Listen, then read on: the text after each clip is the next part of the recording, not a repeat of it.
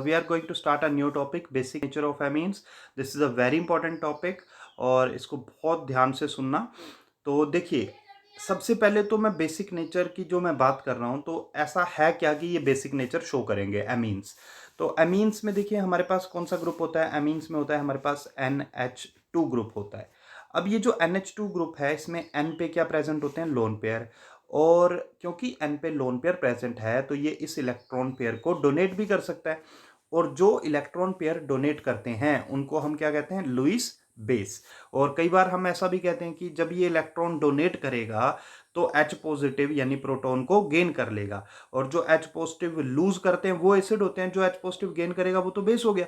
तो इन दोनों पॉइंट्स की वजह से, यानी एक तो इनकी इलेक्ट्रॉन पेयर डोनेट करने की एबिलिटी होगी, दूसरा इनकी H पॉजिटिव को गेन करने की एबिलिटी होगी। तो इन दोनों पॉइंट्स की वजह से हम एमीन्स को बेसिक मानते हैं। अब बेसिक तो हमने कह लिया कि ठीक है जी, ये बेसिक हो गए, लेकिन अब हम आगे स्टडी करते हैं कि इनके बेसिक नेचर को कौन से ग्रुप्स जो हैं वो कैसे इन्फ्लुएंस करेंगे। तो देखिए, होता क्या है कि अगर मॉलिक्यूल में कोई पॉजिटिव अफेक्ट ग्रुप ज्वाइन हो जाएगा, पॉजिटिव मतलब प्लस आई या प्लस आर वाला, तो बेसिक नेचर बढ़ जाएगा।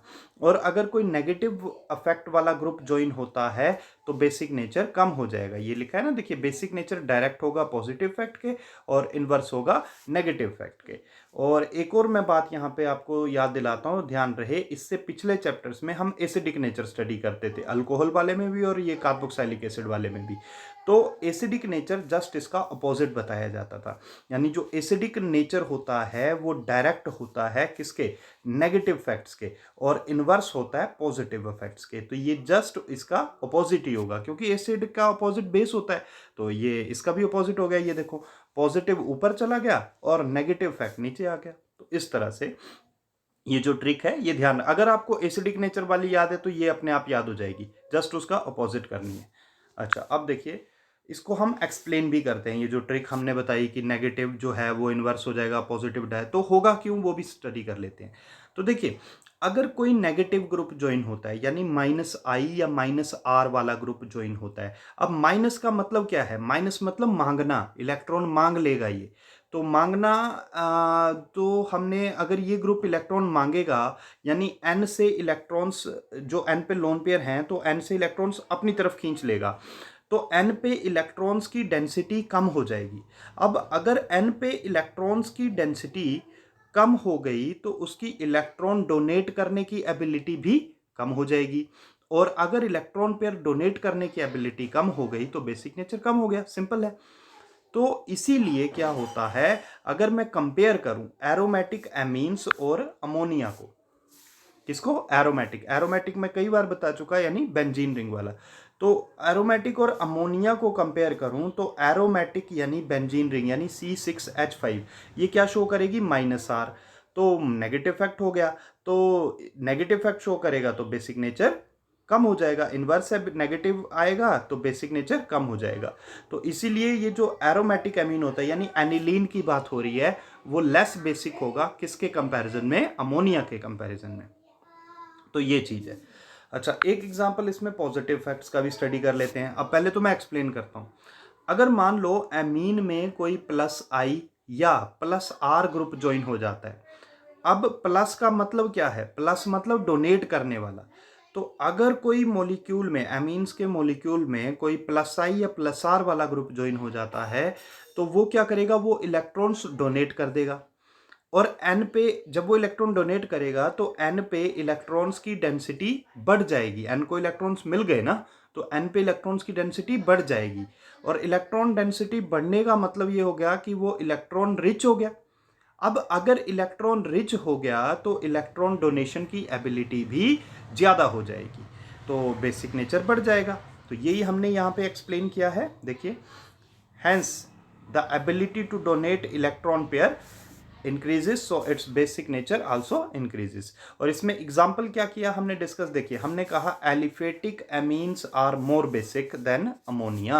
अब एलिफेटिक कौन होते हैं, एलिफेटिक होते हैं मिथाइल इथाइल वाले, यानी अल्काइल ग्रुप। अब कई बार ये डिस्कस हो चुका है, अल्काइल ग्रुप क्या शो करता है, +I इफेक्ट, और प्लस मतलब डोनेट करेगा। तो ये देखिए, ये बनाया भी है हमने, ये ये प्लस आई शो करेगा तो ये इलेक्ट्रॉन पेयर डोनेट करेगा, और इलेक्ट्रॉन पेयर डोनेट करेगा तो एन पे इलेक्ट्रॉन्स की डेंसिटी बढ़ जाएगी, और इलेक्ट्रॉन्स की डेंसिटी बढ़ेगी तो बेसिक नेचर भी बढ़ जाएगा। तो ये चीज हम एक्सप्लेन कर रहे हैं। सो नेक्स्ट, अब इन तीनों चीजों को अगर हम कंपेयर कर लें, यानी एरोमेटिक एमीन्स, अमोनिया और एलिफेटिक एमीन्स, तो हमारे पास सबसे ज्यादा बेसिक कौन हो जाएंगे? हमारे पास सबसे ज्यादा बेसिक हो जाएंगे एलिफेटिक एमीन्स। मैं फिर बता देता हूं, एलिफेटिक मतलब मिथाइल इथाइल ग्रुप। और ये फिर मैं एक बार फिर एक्सप्लेन कर देता हूं, मिथाइल इथाइल यानी अल्काइल। अल्काइल क्या शो करते हैं? प्लस आई। तो प्लस आई मतलब डोनेशन वाले। तो जब ये ग्रुप जुड़ेगा तो ये इलेक्ट्रॉन डोनेट करेगा और एन पे इलेक्ट्रॉन डेंसिटी बढ़ जाएगी। इलेक्ट्रॉन डेंसिटी बढ़ेगी तो इलेक्ट्रॉन डोनेट करने की एबिलिटी भी बढ़ जाएगी और बेसिक नेचर बढ़ जाएगा। अच्छा, एरोमेटिक जो है वो कम बेसिक हो जाएगा अमोनिया से। क्यों? क्योंकि एरोमेटिक मतलब बेंजीन रिंग, और बेंजीन रिंग जब NH2 ग्रुप से ज्वाइन होगी तो N पे लोन पेयर है, तो जिस ग्रुप पे लोन पेयर हो फर्स्ट एटम पे वो प्लस आर शो करता है, और रिंग हमेशा उसका अपोजिट शो करती है। तो एरोमेटिक एमीन में जो बेंजीन रिंग है वो माइनस आर शो करेगी। माइनस मतलब इलेक्ट्रॉन ले लेगी एन से। तो जब एन पे इलेक्ट्रॉन एन के इलेक्ट्रॉन्स रिंग की तरफ चले जाएंगे तो एन की इलेक्ट्रॉन डेंसिटी कम हो जाएगी और उसका बेसिक नेचर भी कम हो जाएगा। ये चीज है।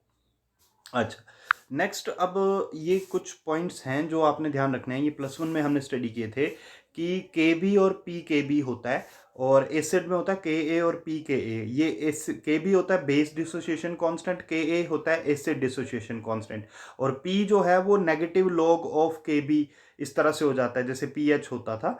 तो खैर ज़्यादा डिटेल में जाने की जरूरत नहीं है। अब आपको सिंपल एक याद रखना है ये वाला पॉइंट कि बेसिक नेचर और के बी ये तो डायरेक्ट होते हैं। पी लग जाए तो इन्वर्स हो जाता है, यानी पी के बी हो है बेसिक नेचर के इन्वर्स हो जाएगा। और सेम यही चीज एसिडिक नेचर के लिए भी याद रखें, क्योंकि कई बार क्या होता है, कई बार क्वेश्चन वो सीधा नहीं कहता कि इनको अरेंज करो इंक्रीजिंग बेसिक नेचर या इंक्रीजिंग एसिडिक नेचर में। कई बार वो क्या कहता है, कई बार कहता है कि इनको इंक्रीज अरेंज करो इन इंक्रीजिंग के ए वैल्यू। तो के ए वैल्यू मतलब जो है वो के ए कह रहा हूं तो एसिडिक नेचर के डायरेक्ट हो गया, और के बी आएगा तो मतलब जैसा बेसिक नेचर को इंक्रीजिंग ऑर्डर में अरेंज करोगे तो के बी भी इंक्रीजिंग ऑर्डर में एक्सप्लेन हो गया। लेकिन अगर पी के बी आता है कि इनको अरेंज करो इंक्रीजिंग ऑर्डर ऑफ पी के बी, तो ध्यान ये रहे कि पी के बी और बेसिक नेचर एक दूसरे के इनवर्स है, यानी जिसका बेसिक नेचर सबसे ज्यादा होगा उसकी पी के बी वैल्यू सबसे कम होगी। तो इन चीजों को आपने ध्यान से समझना है। अच्छा, नेक्स्ट बात करते हैं कंपैरिजन का, और ये काफी इंपॉर्टेंट टॉपिक है। अब कंपैरिजन करना है हमने किस किस का? 1 डिग्री, 2 डिग्री और 3 डिग्री एलिफेटिक एमीन्स का बेसिक नेचर। तो यहाँ पे हम जो कंपैरिजन करते हैं इसमें 2 पॉइंट्स में स्टडी करते हैं। फर्स्ट पॉइंट जो हम है हमारे पास वो है इंडक्टिव अफेक्ट। अब इंडक्टिव फैक्ट के अकॉर्डिंग अगर हम देखें तो हमारे पास देखिए, सबसे पहले मैंने 1 डिग्री अमीन लिखा है। अब 1 डिग्री अमीन में एक अल्काइल ग्रुप है। अल्काइल ग्रुप क्या शो करते हैं? देखिए, अल्काइल ग्रुप शो करते हैं प्लस आई इफेक्ट, ये मेंशन किया हुआ है। तो प्लस आई इफेक्ट शो करेगा तो आर से इलेक्ट्रॉन्स मिलेंगे किसको? एन को। लेकिन 2 डिग्री अमीन्स में क्योंकि 2 अल्काइल ग्रुप है तो दो तरफ से इलेक्ट्रॉन्स मिले एन को, और 3 डिग्री अमीन्स में 3 अल्काइल ग्रुप हैं तो 3 तरफ से इलेक्ट्रॉन्स मिलेंगे एन को। तो अब आप खुद डिसाइड करो कि सबसे ज्यादा इलेक्ट्रॉन डेंसिटी किस केस में एन पे इंक्रीज हुई, 1 डिग्री, 2 डिग्री या 3 डिग्री। क्लियरली पता चल रहा है बेटा किस में इंक्रीज होगी? 3 डिग्री में, क्योंकि 3 डिग्री में 3 अल्काइल ग्रुप हैं तो तीनों तरफ से इलेक्ट्रॉन्स मिलना शुरू हो गए किसको? एन को। अब क्योंकि 3 डिग्री में एन को सबसे ज्यादा इलेक्ट्रॉन्स मिले, या 3 डिग्री में एन पे इलेक्ट्रॉन डेंसिटी सबसे ज्यादा बढ़ जाएगी, तो एन की इलेक्ट्रॉन डोनेट करने की एबिलिटी भी सबसे ज्यादा किस में होगी? 3 डिग्री में। और इसीलिए हमने यहां पे कहा है, ये देखो कि बेसिक नेचर इंक्रीजेस, यानी सबसे कम बेसिक नेचर कौन होगा? 1 डिग्री, ये एरो भी बनाया हुआ है, फिर 2 डिग्री, और सबसे ज्यादा बेसिक नेचर किसका होगा? 3 डिग्री अमीन्स का। तो मुझे लगता है बेटा समझ आ गया होगा, पर मैं एक बार फिर एक्सप्लेन करता हूँ। देखो, इस टॉपिक को समझने के लिए ना पहले आपको ये क्लियर रखना है कि alkyl group plus I effect show करते हैं।